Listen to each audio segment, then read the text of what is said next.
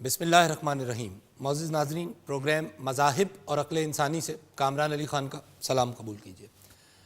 ناظرین، ہم اپنے اس شو میں میپ کرتے ہیں معلومات کو، وہ معلومات جو ہمیں حاصل ہوئی ہمارے مذاہب سے، کمپیئر کرتے ہیں ان معلومات کو اس انفارمیشن سے جو انسان نے اپنی برس کی جستجو اور تحقیق سے حاصل کی.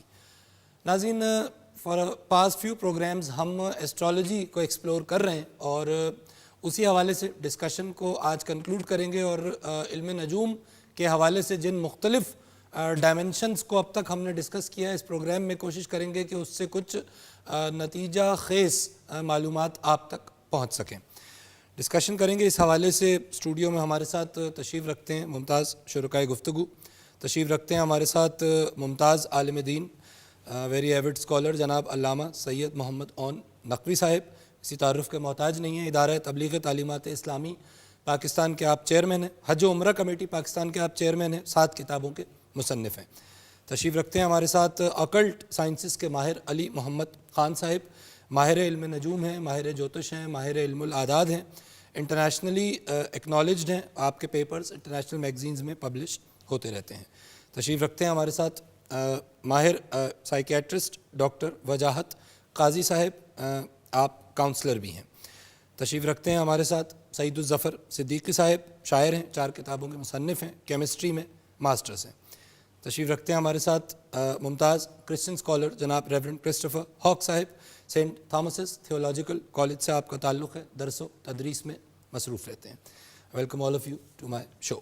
ڈاکٹر صاحب، آپ نے پچھلے پروگرام کے آخر میں ایک اینگل پیش کیا تھا انفارمیشن کو ان لرن کرنے کا، اور میں ناظرین کی یادداشت کے لیے بتاتا چلوں کہ روحانی کسی پہلو پر ہم ایسٹرالوجی کے جب جاتے ہیں تو علی صاحب نے پھر اس کا ذکر کیا تھا کہ جو ماہر علم نجوم ہوتے ہیں ہندی ایسٹرالوجی کے حوالے سے، تو ان کا ایک باقاعدہ کوڈ آف کنڈکٹ ہے کہ جس کے اندر جھوٹ کا نہ بولنا، بلند اخلاق پہ ہونا، اور اس قسم کی وہ تمام چیزیں جو عموماً مذاہب میں کسی انسان کی شخصیت کو بنانے کے لیے بہت اہم سمجھی جاتی ہیں. تو حیرت انگیز طور پر جو ہمیں علی صاحب نے بتایا کہ جو ماہر علم نجوم ہے ان کو بھی اسی تزکیے کے مراحل سے گزرنا ہوتا ہے جو ایکچول ماہر ہے.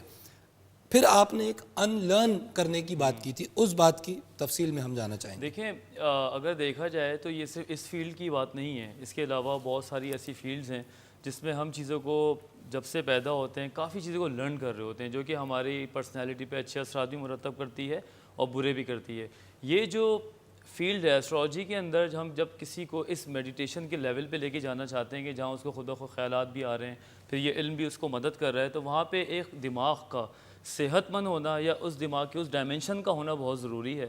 جیسے کہ جو بھی خصوصیات بات کی ہے، اب دیکھیں کہ اتنی نارمل خصوصیت ہیں یہ کہ اگر یہ ایک انسان کے اندر ہوں گی تو وہ ویسے ہی بہت اچھا انسان بن جائے گا، ٹھیک ہے. اور جب یہ چیزیں اس کے مائنڈ میں پہلے سے ہوں تو اس کو انلرن کرنے کے لیے اگر میں میڈیکلی بات کروں گا تو انکانشیس انکمپیٹنسی بھی ہماری ایک چیز ہوتی ہے. مطلب ہمارے لاشعور کے اندر ایسی جہالت بھی موجود ہوتی ہے جو کہ ہمارے علم کو یا ہماری چیزوں کے سامنے آ کے رکاوٹ بن رہی ہوتی ہے. کہتے ہیں نا ہر انسان کے اندر ایک وحشی درندہ چھپا ہوا ہے. اس کو اگر میں آسان الفاظ میں یہ آسان الفاظ یہی ہوں گے.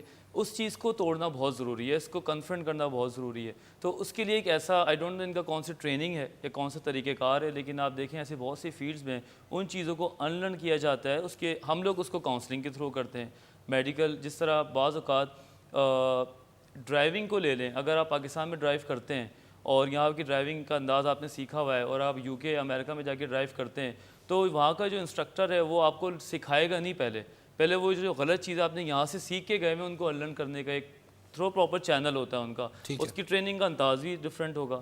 تو اسی طرح ہمارے دماغ کو اس ڈائمنشن کے اوپر لانا بہت ضروری ہے جہاں پہ چیزیں پیدا ہوں. آن دا ادر ہینڈ میں ایک بات اور کروں گا کہ اگر آپ میڈیٹیٹ بھی کرتے ہیں، اگر آپ روحانیت کی طرف بھی جا رہے ہیں، مراقبے کی طرف جاتے ہیں، تو آپ یقین کریں کہ وہاں پہ بھی دماغ کا خالی ہونا ایک ٹپیکل ایکسرسائز کے بعد بہت ضروری ہوتا ہے، ورنہ آپ اچھی طرح اس کو انجوائے نہیں کر سکتے. اچھا، ایسٹرالوجر جو آپ نے پچھلے پروگرام میں بات کی تھی کہ ظاہر ہے وہ یہ جو تزکیہ ہم اس کو کہہ سکتے ہیں ایک انداز میں، تو کیا ہر ایسٹرالوجر آج، ظاہر ہے ہم آج کے دور میں ہیں تو ہم آج کی بات کر رہے ہیں، کہ ہمیں اخباروں میں، رسالوں میں، میڈیا پہ بہت لوگ نظر آتے ہیں اور بہت سے اسٹرالوجرز بھی ہیں، اور ہم ظاہر ہے ہم تو اس علم کی بات کر رہے ہیں، ہم کسی شخصیت کو پن پوائنٹ نہیں کر رہے. آپ کے خیال میں عہد حاضر میں ایسے لوگ موجود ہیں جو اسٹرالوجر ہونے کا دعویٰ کرتے ہیں اور اس کے ساتھ انہوں نے یہ تزکیہ نفس بھی اختیار کیا ہوا؟ بالکل، بہت سارے علم نجوم کے ماہر ہیں، ہمارے ملک میں بھی ہیں کچھ، اور ہمارے جو پڑوسی ملک ہندوستان میں کافی ایسے لوگ ہیں، اور بہت سے نامی گرامی لوگ ہیں. اگر آپ کہیں گے تو ان کے میں نام بھی لینا چاہوں گا کہ خاص طور پہ وہ ایسے ہیں کہ جو کوئی چارجز بھی نہیں لیتے، فی سبیل اللہ کر رہے ہیں، اور وہ اس علم کو عبادت کے طور پہ کرتے ہیں.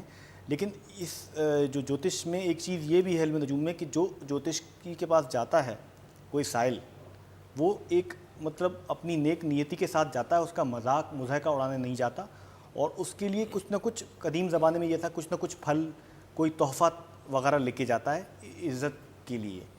اور کوئی اکثر لوگ جوتشیوں کے پاس مذاق اڑانے کے لیے، تفریح تباہ کے لیے جاتے ہیں، جبکہ یہ علم ایک انتہائی دقیق اور بہت ہی گہرا علم ہے.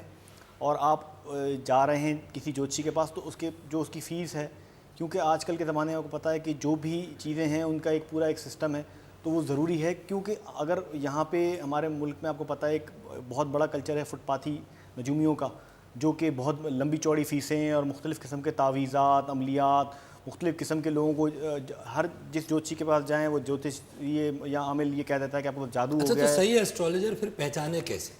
دیکھیں، صحیح ایسٹرالوجر یہ ہے کہ جو جیسے کہ مختلف چیزیں میں نے بیان کی ہیں آپ کو، وہ چیزیں وہ جانتا ہو.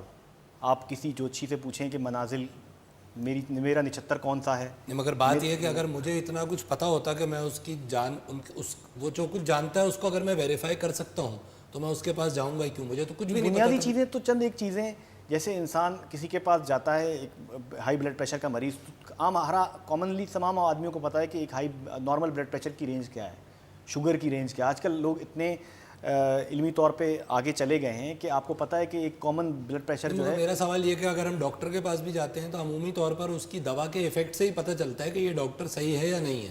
آپ اس سے پوچھ تو ایز سچ کچھ بھی نہیں سکتے.